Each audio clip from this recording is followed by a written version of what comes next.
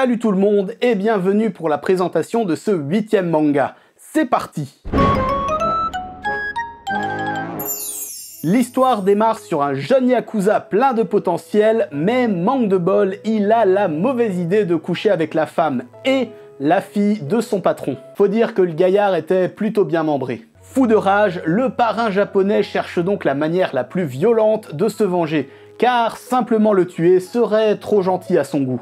La solution est donc toute trouvée. Vu que la copulation a été le déclencheur, il le fait transformer en une belle jeune femme et l'envoie sur l'île de Conlancule. Grand jeu de mots, hein, wouh! Mais alors, quel est donc cet endroit paradisiaque avec un nom si doux? Eh bien, c'est une île que le parrain a spécialement achetée pour sa vengeance, car oui, en plus, il avait bien préparé son truc. Et pour parfaire le tableau, 3 mois plus tôt, il y a envoyé une centaine de délinquants sexuels qu'il a fait enlever en leur donnant une seule solution de partir. Violer la cible bientôt amenée sur l'île. C'est donc dans ce cadre idyllique que notre ami va devoir lutter pour sa survie.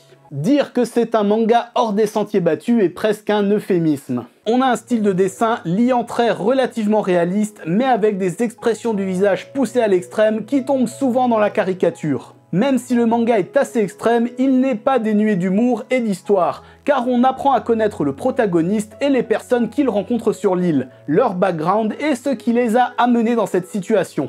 Et si on n'est pas rebuté par l'ambiance et les enjeux, c'est un très bon survival, plus profond qu'il ne le laisse penser aux premiers abords. Aujourd'hui, je vous ai présenté Ladyboy vs Yakuza de Toshifumi Sakurai, édité en 5 tomes chez Akata. Sur ce, je vous donne rendez-vous dans 2 jours pour la prochaine présentation. Allez déjà, matane!